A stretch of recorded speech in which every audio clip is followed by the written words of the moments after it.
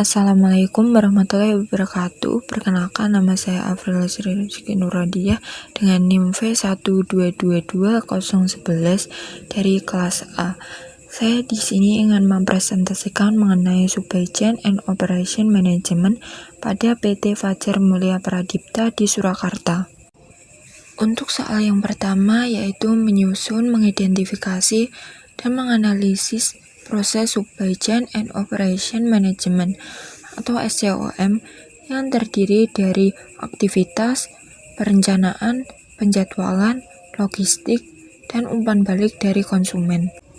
Setelah melakukan observasi lapangan ke perusahaan furnitur, berikut ini adalah hasil identifikasi dan analisa proses Supply Chain and Operation Management atau SCOM. Yang pertama, aktivitas. Dalam penelitian ini diasumsi bahwa 1.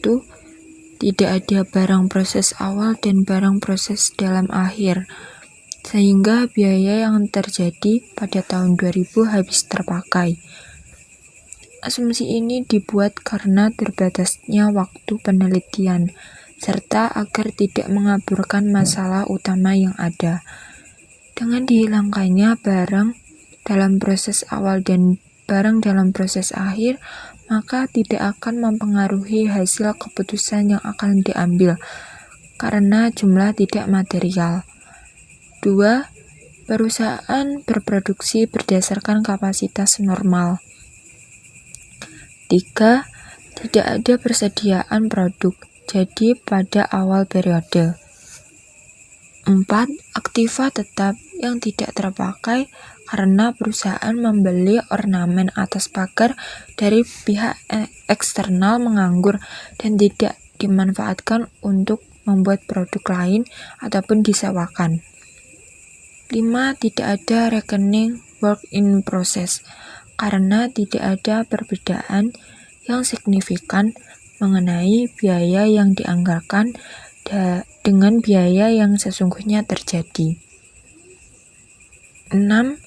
Tidak diikutkannya biaya pemasaran dalam penentuan harga pokok produksi karena objek utama penulisan ini hanya pada Departemen Pengecoran yang terdiri dari bagian pencetakan dan bagian peleburan. Yang kedua, perencanaan. PT Fajar Mulia Pradipta melakukan perencanaan terkait persediaan bahan baku dan stok produk. Jadi dengan mempertimbangkan permintaan pelanggan. Perusahaan juga melakukan perencanaan produksi yang tepat untuk menghindari kecacatan dalam barang, mengurangi biaya material handling. Meliputi seluruh kegiatan produksi mulai dari perencanaan produk, perencanaan fasilitas, dan perencanaan sumber daya produksi. Beberapa keputusan yang berhubungan dengan perencanaan produksi seperti jenis barang, bahan baku, kualitas barang, jumlah barang, dan pengendalian produksi. Untuk yang ketiga, penjadwalan. PT Fajar Mulia Pradipta mempunyai tenaga kerja sebanyak 140 orang yang terlibat dalam kegiatan usaha perusahaan. Sebagian besar tenaga kerja berasal dari daerah sekitar perusahaan. Hal ini sangat mendapat respon positif dari lingkungan sekitar, karena dapat meningkatkan sektor ekonomi mikro di daerah perusahaan. Tenaga kerja pada perusahaan mebel ini membagi tenaga kerja menurut jenisnya menjadi 3 bagian, yaitu tenaga kerja bulanan, tenaga kerja harian, dan yang terakhir tenaga kerja burongan. Sedangkan untuk jam dan hari kerja sekaligus modal penjadwalan karyawan secara umum yang berlangsung di PT Fajar Mulia Pradipta adalah sebagai berikut. Untuk hari Senin sampai Kamis, jam kerja pukul 8 waktu Indonesia Barat hingga pukul 4 waktu Indonesia Barat, dengan 1 jam istirahat pada pukul 12 waktu Indonesia Barat hingga pukul 1 waktu Indonesia Barat. Untuk hari Jumat, jam kerja pukul 8 waktu Indonesia Barat hingga pukul 4 waktu Indonesia Barat, dengan jam istirahat pukul 11.30 waktu Indonesia Barat hingga pukul 1 waktu Indonesia Barat. Hari Sabtu, jam kerja pukul 8 waktu Indonesia Barat sampai pukul 2 waktu Indonesia Barat, dengan jam istirahat pukul 12 waktu Indonesia Barat hingga pukul 13 waktu Indonesia Barat. Untuk hari Minggu atau hari besar, PT Fajar Mulia Pradipta libur. Selanjutnya, penjadwalan secara terperinci dilakukan dalam kurun waktu mingguan ataupun harian sesuai dengan lot produksi dan pesanan yang masuk ke PT Fajar Mulia Pradipta. Jadi, model penjadwalan akan mengikuti model dan karakteristik dari sistem produksi yang dijalankan oleh perusahaan. Tugas ini dilakukan oleh kepala divisi dan dibantu oleh asisten kepala divisi masing-masing. Untuk yang keempat, logistik. Perusahaan memiliki tim logistik, tidak hanya dipasarkan di pasar lokal saja, tetapi di pasar internasional juga. Logistik perusahaan furnitur yang diekspor melibatkan sejumlah langkah, mulai dari pengumpulan bahan baku, produksi furnitur yang sesuai dengan standar yang ditetapkan, dan terakhir mengirimkan produk ke berbagai negara yang diminta. Yang terakhir ada umpan balik konsumen. Umpan balik konsumen atau customer feedback adalah informasi yang diberikan oleh pelanggan mengenai pengalaman mereka dalam penggunaan produk atau jasa suatu perusahaan. Umpan balik konsumen dapat berupa saran, kritik, keluhan, atau pujian yang diberikan oleh pelanggan. Umpan balik konsumen dapat membantu perusahaan untuk memperbaiki produk atau jasa yang ditawarkan, meningkatkan kualitas layanan pelanggan, dan memperbaiki reputasi perusahaan. Selain itu, umpan balik konsumen dapat digunakan untuk mengidentifikasi tren dan kebutuhan pelanggan, sehingga perusahaan dapat menyesuaikan strategi pemasaran dan pengembangan produk atau jasa mereka. Untuk mengumpulkan umpan balik konsumen, PT Fajar Mulia Pradipta dapat menggunakan berbagai metode seperti survei pelanggan, wawancara, observasi, dan analisis data dari media sosial atau platform online lainnya.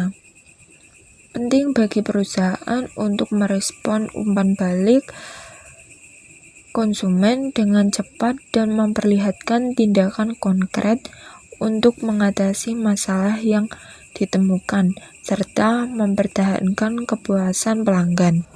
Untuk soal yang kedua, menyusun dan mendesain proses dan sistem SCM pada perusahaan tersebut dan menjelaskan kemungkinannya permasalahan dan membuang waktu yang bisa dihindari berdasarkan kondisi yang ada. Yang pertama, masalah dan solusi. Permasalahan yang berpengaruh pada aliran proses barang terdapat pada kemampuan sumber daya manusia yang terdapat pada PT Fajar Mulia Pradipta. Pada lingkungan make to order sangat membutuhkan banyak pekerja dengan skills yang lebih rendah. Hal ini banyak sekali material handling yang harus dijalani untuk menghasilkan produk yang diinginkan sesuai dengan spesifikasi pesanan yang masuk. Material handling dapat dikatakan sebagai bagian dari ilmu pengetahuan, disebabkan menyangkut masalah penanganan dalam bidang ilmu engineering. Bidang ilmu engineering inilah yang mengidentifikasikan masalah, mengumpulkan dan menganalisis data, membuat alternatif solusi, mengadakan evaluasi terhadap alternatif solusi, serta memilih dan mengimplementasikan alternatif solusi terbaik. Selanjutnya ada proses SCM.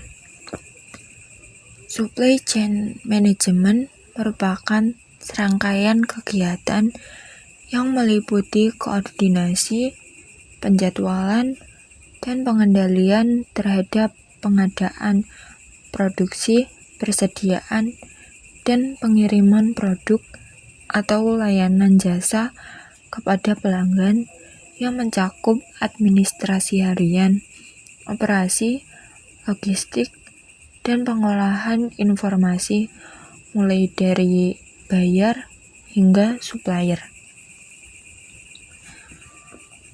Proses SCM yang benar menurut saya yaitu yang pertama ada buyer. Pada tahap ini, buyer mengajukan pesanan yang ditawarkan oleh PT Fajar Mulia Pradipta. Saat melakukan pemesanan, buyer akan memberikan informasi terkait pemesanan produk. Informasi tersebut diantaranya yakni jumlah produk yang dipesan dan tanggal pengantaran produk yang dipesan. Yang kedua, planning. Tim perencanaan akan membuat perencanaan mengenai produksi produk yang diminta dan tanggung jawab terhadap persiapan kebutuhan bahan baku yang diperlukan. Yang ketiga, purchasing. Departemen pembelian akan menghubungi pemasok untuk melakukan pembelian bahan baku dan bahan pendukung. Selain melakukan pembelian, departemen ini juga menentukan tanggal penerimaan bahan dan jumlah bahan baku yang dibeli. Untuk yang keempat, inventory. Bahan baku tersebut akan dikirim ke pabrik untuk dilakukan pemeriksaan kualitas. Apabila kualitas bahan baku dan jumlahnya telah memenuhi standar, bahan baku tersebut akan disimpan di gudang. Untuk yang kelima, produksi. Bahan baku tersebut akan diproses bersama bahan jadi yang dipesan oleh buyer. Setelah selesai diproduksi, bahan baku yang telah menjadi bahan jadi akan kembali disimpan di gudang. Nantinya produk tersebut akan dikirim kepada buyer. Yang terakhir, pengiriman. Tahap ini merupakan tahap terakhir dari manajemen rantai pasok. Pada tahap ini, produk yang disimpan di gudang akan dikirimkan kepada buyer sesuai tanggal pengiriman yang diminta. Kurir akan memastikan bahwa produk telah sampai ke tangan buyer dengan sempurna. Sekian presentasi dari saya, kurang lebihnya mohon maaf. Wassalamualaikum warahmatullahi wabarakatuh.